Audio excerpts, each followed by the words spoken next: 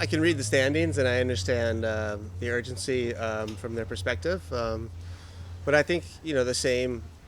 I think the same thoughts and urgency is from our side. So it's a derby, and I think both teams want to win this game regardless of the standings. I'm not sure putting the added pressure of the tables, the standings helps, but it's the reality situation, and it's late in the season, and both teams want and possibly need points. And so, yeah, it's another great setup and matchup, and I'm looking forward to it. There's always things going on in this game. There's always emotions spilling over. There's always goals, and they're tight matches. And I hope that our ideas will be effective and implemented well by our players. And for us to be successful, it needs to happen over 90 minutes and not just for 45, 60, or 75. It needs to be the entire game.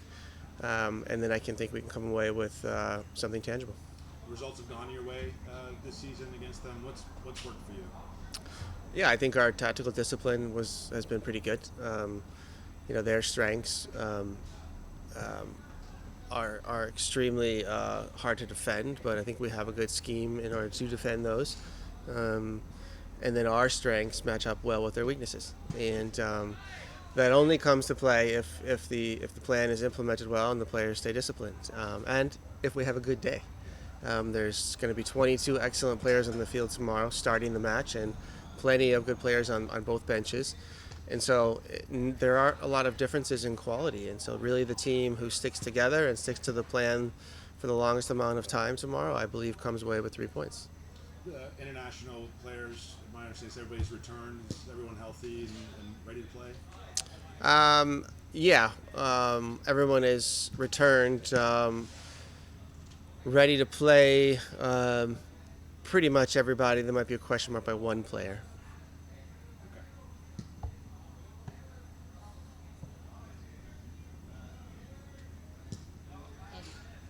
Go ahead, Andy. Thanks, hey Steve. Just two quick ones for me. You always mention the important thing here in MLS is having bigger games with just bigger eyes and more attention. Just talk to me a little bit about this edition of the game itself. Olivier, Marco, Denny, Ricky, so many names in the rivalry. Just how that fares for the league, and two, an injury update for Jesus Murillo and how that's faring or what the deal is there with this thing. Yeah, I'll start with Jesus. He's recovering very well. Ahead of schedule, which is great news for us. I can't make a projection of when he'll be back or how long it's going to take. These things just take time and can be complicated if you go too fast. So we'll be cautious with Jesus to get him back in form. Hopefully, obviously before the end of the season and be up to full speed when the playoffs come around. That's obviously the minimum goal we have, and anytime he comes back earlier, the better. So, as far as this game, in comparison to other times we match up against the Galaxy, you always have pride is always on the line in a derby. I think that's first and foremost. The best thing about the game is there's no travel for either team, home or away. And now you have the added situation, as we alluded to earlier, taking a look at the standings too, and making sure that from our perspective we can catch up a little bit, and that would be our primary goal in this match. But I do think the first part, pride, overrides anything else involved in the match. Even in a playoff match, yes, it's important to advance, but what you take away from beating your rival is really important. Go ahead, Justin. Hey, Coach. Thanks for your time. Murillo obviously out, but now a new center back comes in Marlon. Just what do you make of him? What does he add to the squad, and will he be available for Saturday? No, we're still working through visa issues, so Marlon will not be available. And yeah, he's an experienced center back who's played at the highest levels, and a player we hope to get integrated as soon as possible.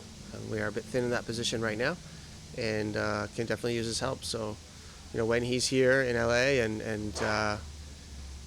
his paperwork gets sorted, visa more importantly, then then I can give you a little more information and tell you exactly what that's going to look like and what he exactly brings to our team and how he'll complement the other players.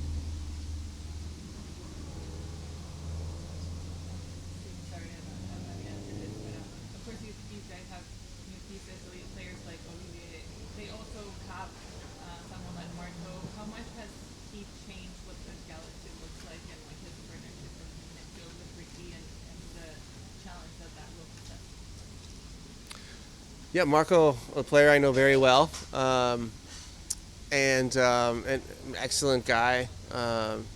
Really a fantastic personality in German football for the last 15 years. Um, and an incredibly talented and technical player. He doesn't make very many mistakes in tight spaces, under pressure, in the final third. And I think he complements them very, very well. Another creative mind out there, another able passer and finisher. Just a second.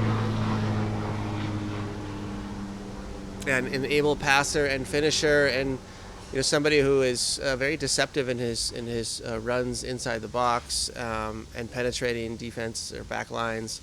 And so just an overall very intelligent and creative attacker who also has the technique to punish you if you do make a mistake. And linking up with the other midfielders, and him coming underneath a little more than exposing him behind makes it very difficult for our midfield to defend, but we have our ideas and we feel confident about those. Steve, regarding Olivier, beyond his pedigree and his quality, what most impresses you about him or makes him unique in your mind, not just as a player but as a person?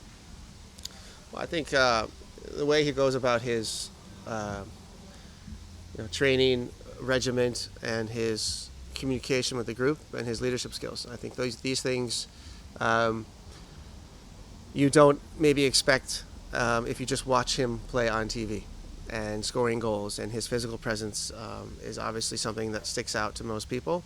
But his soft skills in and around the locker room and on the training facility and talking to younger players is something that, after speaking to him and checking references, we knew we would get, and we got even more. He's been a fantastic leader for us on and off the pitch, and it's something that I think also helps him feel more comfortable. Giving to the team, giving to the group, not just in goals. And there are other things he can give to the group, and not just his goals. But I am not the one who's going to be holding him back from scoring. Okay. Regarding his leadership skills, what specific examples come to your mind over the last few weeks? Whether it's choice words before the game, at halftime, on the field trying to organize, pressing as a collective, and then, more importantly, in training, pulling younger players aside and explaining certain things to them. Tactically speaking, how does he fit? How does he fit into what you try to do? It's player for player. He's a true 9, and we play with a true 9 in our system.